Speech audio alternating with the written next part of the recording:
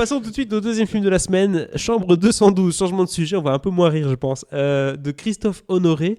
Alors que c'est une comédie. Oui. On aborde tout de suite les problèmes ou pas? Film de Christophe Honoré présenté au Festival de Cannes dans la catégorie Un certain regard. De quoi parle ce film? Donc après 20 ans de mariage, Maria décide de quitter le domicile conjugal. Pourquoi? C'est très simple, elle trompe son mari depuis pratiquement 20 ans et donc elle décide de s'installer dans la chambre 212 de l'hôtel juste en face. Et on entend Thibaut qui ferme les rideaux. T'as peur qu'il nous regarde en face dans l'hôtel, c'est ça? Donc elle va s'installer dans la chambre 212 de l'hôtel. Ça commençait un peu à faire fenêtre sur cour ici. Oui, parce que tout le monde nous voit du coup, il hein, fait en noir, slip. là, Ouais, c'est clair. Donc hôtel d'en face, chambre 212, où là elle a une vue plongeante sur son appartement avec son mari et du coup son mariage aussi. Je propose qu'on s'écoute tout de suite un extrait. C'est joliment dit. Merci Vue Siopsis. plongeante sur son mari et sur son mariage. Waouh. Je pense que c'est la plus belle chose que t'as dite dans le podcast en 2 ans. Là. Oh, je suis fatigué. Bon, on s'écoute tout de suite un extrait de la bande-annonce.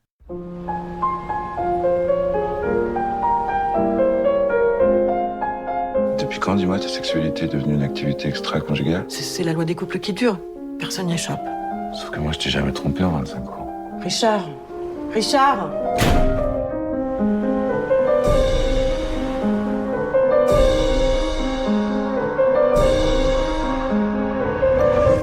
Richard. Autant te dire que je désapprouve totalement ton attitude. C'est dégueulasse ce que t'es en train de me faire. Mais Richard, comment tu peux être aussi jeune? Je suis en train de perdre ma tête. À quel moment tu m'as prévenu que t'allais te comporter aussi salement une fois devenue vieille? Je suis fou d'inquiétude là, tu t'en rends compte? Pourquoi avoir réveillé le passé, Maria? Thibaut, il faut qu'on en parle de Chambre 212. Mais parlons-en. Parce qu'on a eu l'occasion de voir ce film-là. Hier, hein. Hier, merci d'avoir partagé le lien. sur mon divan avec du thé. Tout à fait. Lien légal, hein, je tiens à préciser. Oui. Parce que tu sais, quand on dit Bien lien, les gens pourraient croire que. Non. Vous avez piraté le film? Exactement, on ne le pirate pas. Film de Christophe Honoré avec un casting assez, on va dire, étendu.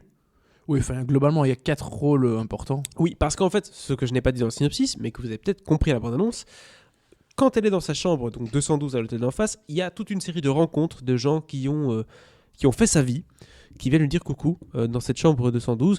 Son mari, quand il était jeune, joué par Vincent Lacoste. Sa mère, qui est décédée. Sa mère, l'ex-copine / amourette de son mari, qui est joué par Camille Cotin.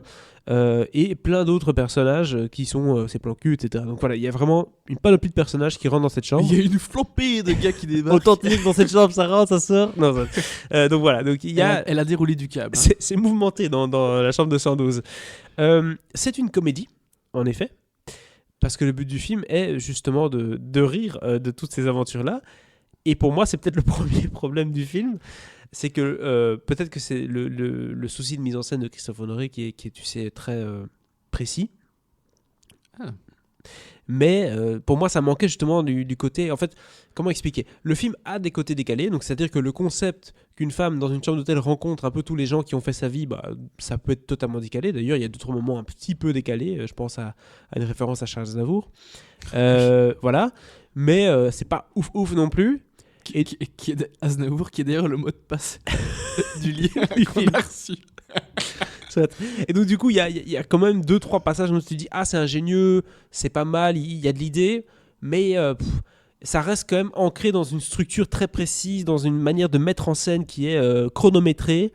On sent vraiment qu'il y a une direction d'acteur dans ce film-là et qui du coup empêche cette liberté, cette légèreté que ce film devrait avoir. Je pense que des films comme ça m'a fait penser à Eternal Sunshine of the Spotless Mind. Attention, pas du tout le même délire, mais tu sais, dans le souci de mise en scène, avec des gens qui réapparaissent, le passé, le présent, qu'est-ce qu'on a fait, à quoi est-ce qu'on ressemblait si on n'était pas ensemble, blablabla. Il y a moyen de faire un truc beaucoup plus créatif, beaucoup plus spontané, et ici, on sent que c'est tac, tac, tac, tac. Oui. Très chronométré. Oui, mais je pense que c'est ce qu'il voulait en fait. Oui. C'est juste que c'est une convention choisie par Honoré de faire quelque chose d'assez théâtral, assez très très écrit. D'ailleurs, pour moi, c'est son gros point fort. C'est le gros point fort du film, c'est la précision dans l'écriture et dans la mise en scène, oui. Dans la structure, de la façon dont le film est agencé, donc le montage aussi forcément. Parce que oui, il y a ce truc très théâtral qui peut souvent me déranger. D'ailleurs, généralement, je suis assez, j'ai des réactions épidermiques limite au cinéma de Christophe Honoré. Je suis vraiment pas client de ce qu'il fait. Mais là, ça m'a plutôt plu. aussi parce qu'il y a quelque chose qui se rapproche, c'en est pas, mais ça se rapproche du huis clos. Globalement, on est dans 2 espaces principaux, la chambre 212 effectivement, et l'appartement qui est en face. Il y a un 3e espace qu'on voit un peu moins, qui est un café, un bar au pied des C'est immeubles. le bar du resto, enfin de l'hôtel, pardon. Non, je crois c'est un peu Non, plus à sur le côté. côté, hein. Ok. Ouais, il me semble. Vraie rue d'ailleurs, hein. J'ai été me renseigner sur Google. Ah, d'accord. Parce que je trouvais ça intéressant. Elle est dingue cette rue. Il y a un hôtel hyper chico parisien, un cinéma qui montre jusqu'à la Ouais, gare ouais. en bas, Oui. et à côté un gros Jusqu'à la loft. guerre des temps, ça, lui. Tu te dis c'est quoi cette rue? Genre, elle n'existe pas, mais elle existe vraiment. D'accord. Cette rue. Et ça se trouve où? Près de la tour Montparnasse. D'accord, ok. Juste en face. Ah, rive gauche. Ah. Exactement. Non. Mais non, mais justement, moi, c'est toutes ces choses qui, je trouve, donnent du cachet au film, en fait, qui donnent cette patte très artificielle, en fait. Effectivement, il y a rien de... À mon avis, il n'y a pas beaucoup d'impro, peut-être, hein, quelques dialogues, quelques petites phrases qui n'étaient peut-être pas forcément prévues et qui sont lâchées comme ça, mais effectivement, c'est un film de scénariste, et c'est un film de metteur en scène, en fait. Oui. Voilà, il n'y a rien qui est laissé au hasard, tout est travaillé. À mon avis, il doit faire des storyboards assez canons aussi en prépa, parce que vraiment, il y a quelque chose qui est très... Enfin, c'est un film qui est exigeant. Voilà, qui demande énormément de travail, de préparation, et pour que le résultat soit aussi bon, bah, il faut que ce soit fait tip-top, Non, mais très millimétré, quoi. Pour moi, ça c'est un côté positif, bien sûr, parce qu'il y a des idées qu'on ne voit pas dans des films comme ça habituellement. Je pense notamment à l'utilisation de maquettes. Je pense aussi à l'utilisation de plans assez ingénieux, où les décors se transforment, où on passe d'une chambre à l'autre par différentes manières, hein, que ce soit par les Ouais. portes forcément, ou par les plafonds. Donc voilà, il y a vraiment un souci du détail et une idée esthétique derrière chaque plan. Donc pour ça, chapeau, monsieur Honoré. Moi, ce qui me dérange vraiment, c'est que pour moi, un film doit aller te faire partir quelque part. Tout comme une pièce de théâtre, d'ailleurs, doit réussir à te faire sortir de ton siège et rentrer dans un univers. Alors attention, on n'est pas tous dans un film de rêve ou autre, même des films dramatiques. Hein. Mais ici, c'est tellement contrôlé, tellement précis, et même dans la manière de s'exprimer des personnages qui est presque séparé comme ça. Un peu comme si on avait enregistré chacun séparément. Vous savez, le genre de film où quelqu'un dit mais tu m'avais dit hier qu'il fallait y aller. Oui, je pense qu'il aurait fallu y aller. Et t'es là, oui. Ça, pendant 1h30, c'est un peu lourd. Et donc, du coup, ça manque parfois un peu de spontanéité dans les Ça personnages. crée une espèce de barrière qui t'empêche de rentrer dedans, en fait. Et on va y revenir. J'ai vu récemment un film avec Vincent Lacoste. On va y venir plutôt, pas y revenir. Un film avec Vincent Lacoste s'appelle Mes jours de gloire, où Vincent Lacoste a cette liberté d'être forcément son personnage de jeune homme un peu tourmenté, enfin comme dans beaucoup de films, mais il a cette liberté de jouer en dehors de son personnage et donc se permet des petits moments un petit peu plus authentiques. Et donc sa prestation est moins gênante que dans ce film-ci, où dans ce film-ci, parce qu'il est limité par le metteur en scène, il est aussi limité par ses propres talents. Oui, mais... Tu vois, vas-y. Non, mais en fait, en fait tu reproches au film une convention, enfin des conventions qu'il se donne. Ouais, je sais, C'est dur. En fait, je pense qu'on peut reprocher plein de choses à plein de films. Parfois, que ce soit une convention ou pas, mais parfois on reproche des choses à des films qui sont des vrais choix de metteur en scène. Et donc c'est un peu compliqué d'aller reprocher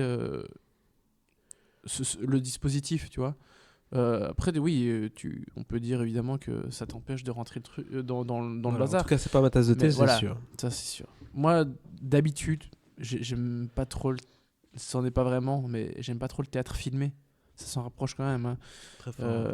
Mais ici, ça m'a pas dérangé plus que ça. Après, pour Lacoste, je pense que Lacoste s'enferme tout seul dans ce rôle de jeune un peu... comment dire, Désabusé, la jeunesse ouais, parisienne c'est ça. qui fume des clopes dans un canapé Ce ou dans un cliché lit. de l'ado maintenant, du jeune adulte, En perdition. un peu bobo, ouais. Je pense qu'il n'a pas besoin d'Honoré pour s'enfermer là-dedans. Ici, j'ai limite l'impression qu'il est un peu moins là-dedans. Il l'est toujours, hein, mais il l'est un peu moins parce que justement, il y a ce truc très écrit, très codifié. Alors que d'habitude, enfin, dans le précédent film d'Honoré, c'était C'était bien pire. Pierre aimait courir vite pour. Ici, ça me dérange un peu moins, mais je pense que Lacoste, il faut quand même qu'il cherche à faire autre chose parce que il s'enferme vraiment dans ce type de rôle, c'est un peu dommage. Quelqu'un qui m'a surpris, 2 personnes qui m'ont surpris, pardon, surprise, c'est Camille Cotin, qui honnêtement, je trouve qu'elle avait une très bonne performance dans ce film-ci en tant que prof de piano du mari, étant jeune, mais qui du coup revient avec un amour un peu brisé, donc elle a une envie de reconquête, tout un aspect de mise en scène qui était assez astucieux avec un bébé, etc. Donc vraiment des bonnes idées, hein, je n'enlève pas ça. Et son partenaire de jeu qui est présent dans une bonne partie du film avec elle, c'est Benjamin Biolay, qui, moi, j'avais pas une estime dingue de cet acteur-là, mais quand je l'ai vu dans le film, je me suis dit, en fait, il se défend plutôt bien, il joue vraiment bien ce personnage d'homme complètement brisé par la vie, qui n'a plus aucune envie ou grinta comme on dit. Voilà, c'est pas le mec avec le plus sex appeal, quoi. Ça, c'est sûr, on peut comprendre pourquoi sa femme a des petits soucis avec lui. J'ai envie de te dire que Benjamin Biolay joue un type un peu morose, comme dans la plupart de ses films. Oui. Comme Chiara Mastroianni, parce qu'on est en train de parler de tout le monde, alors que allons-y, Chiara Carole Mastroianni, Bouquet. c'est quand même Carole Bouquet, ouais, elle a une apparition, un Oui, cameo. je sais.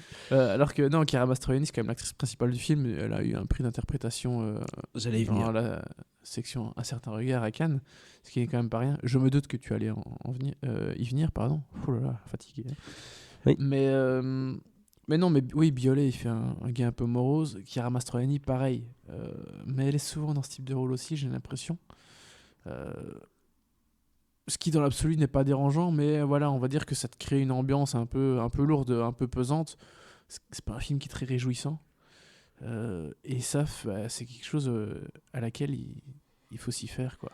Moi, Alors- ça m'a pas dérangé plus que ça. Cet aspect-là, en particulier du film, m'a pas dérangé plus que ça.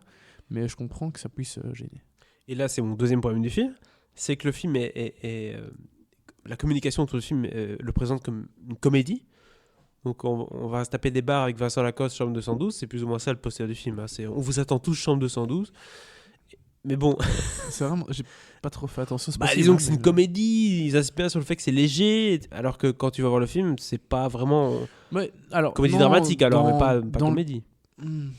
On va dire que dans la certaine lourdeur du film, et encore, j'exagère un peu en disant lourdeur, il y a malgré tout, paradoxalement, une certaine légèreté dans les dialogues, dans tout le procédé. Je veux dire, c'est quand même des morts ou des personnes plus jeunes qui viennent rendre visite à quelqu'un dans une chambre d'hôtel.